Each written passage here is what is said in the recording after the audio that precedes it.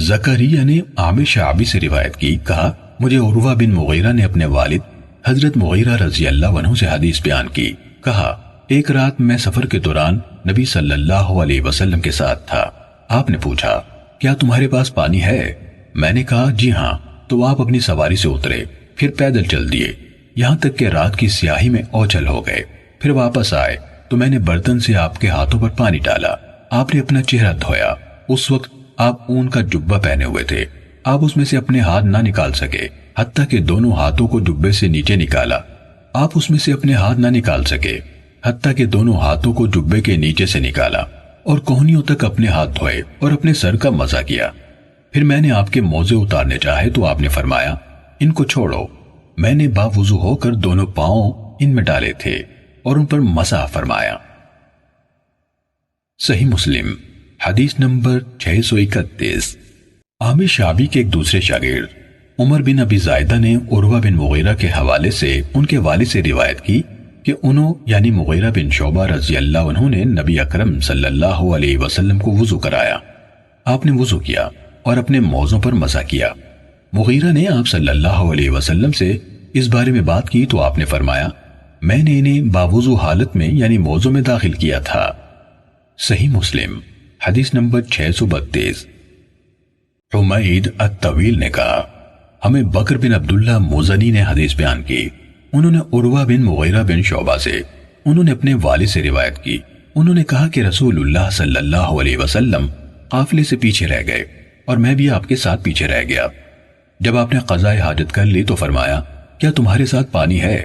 میں آپ کے پاس وضو کرنے کا برتن لایا، آپ نے اپنے دونوں ہاتھ اور چہرہ دھویا، پھر دونوں بازو کھولنے لگے تو جبے کی آستین تنگ پڑ گئی، آپ نے اپنا ہاتھ جبے کے نیچے سے نکالا اور جبہ کندھوں پر ڈال لیا، اپنے دونوں بازو دھوئے اور اپنے سر کے اگلے حصے پگڑی اور موزوں پر مسح کیا۔ پھر آپ سوار ہوئے اور میں بھی سوار ہوا۔ ہم لوگوں کے پاس پہنچے تو وہ نماز کے لیے کھڑے تھے۔ عبد الرحمن بن عوف رضی اللہ عنہ ان کو نماز پڑھا رہے تھے اور ایک رکعت پڑھا چکے تھے۔ جب انہیں نبی اکرم صلی اللہ علیہ وسلم کی تشریف آوری کا احساس ہوا تو پیچھے ہٹنے لگے۔ جب انہیں نبی اکرم صلی اللہ علیہ وسلم کی تشریف آوری کا احساس ہوا تو پیچھے ہٹنے لگے۔ آپ نے انہیں اشارہ کیا کہ نماز پوری کرو تو انہوں نے نماز پڑھا دی۔ جب انہوں نے سلام پھیرا تو نبی اکرم صلی اللہ علیہ وسلم کھڑے ہو گئے، میں بھی کھڑا ہو گیا اور ہم نے وہ رکعت پڑھی جو ہم سے پہلے ہو چکی تھی۔ صحیح مسلم حدیث نمبر 633۔ امیہ بن بسطام اور محمد بن عبد العالی نے کہا ہمیں معتمر نے اپنے والد سے حدیث سنائی، کہا مجھے بکر بن عبداللہ نے حضرت مغیرہ رضی اللہ عنہ کے بیٹے کے واسطے سے حضرت مغیرہ رضی اللہ عنہ سے حدیث بیان کی کہ نبی اکرم صلی اللہ علیہ وسلم نے موضوع اپنے سر کے سامنے کے حصے اور اپنے امامے پر مسح فرمایا۔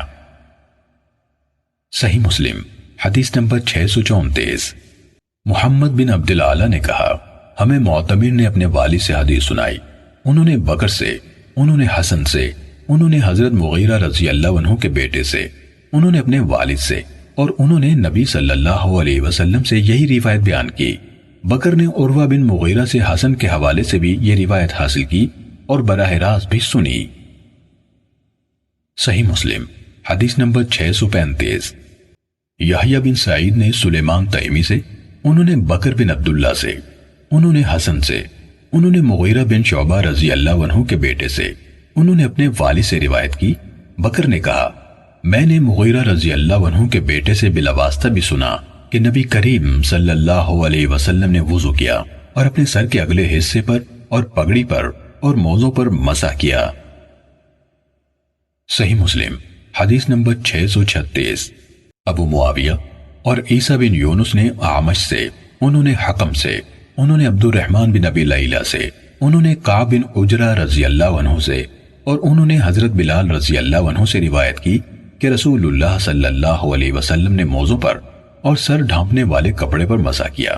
عیسیٰ کی حدیث میں حکم سے روایت کی اور بلال سے روایت کی کے بجائے مجھے حکم نے حدیث سنائی اور مجھے بلال نے حدیث سنائی کے الفاظ ہیں۔ صحیح مسلم حدیث نمبر 637۔ اور یہی روایت مجھ یعنی امام مسلم کو سوید بن سعید نے علی بن موسیر سے اور انہوں نے اعمش سے مذکورہ بالا سند کے ساتھ بیان کی۔ اس میں ان رسول اللہ صلی اللہ علیہ وسلم یعنی یقیناً رسول اللہ صلی اللہ علیہ وسلم نے کے بجائے رأیت رسول اللہ صلی اللہ علیہ وسلم یعنی میں نے رسول اللہ صلی اللہ علیہ وسلم کو دیکھا کے الفاظ ہیں۔ صحیح مسلم حدیث نمبر 638۔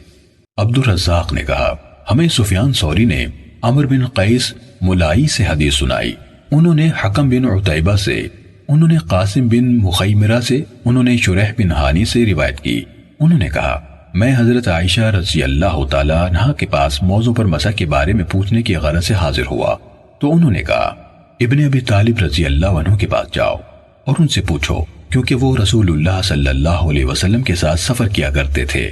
ہم نے ان سے پوچھا تو انہوں نے کہا رسول اللہ صلی اللہ علیہ وسلم نے مسافر کے لیے 3 دن اور 3 راتیں اور مقیم کے لیے 1 دن اور 1 رات کا وقت مقرر فرمایا۔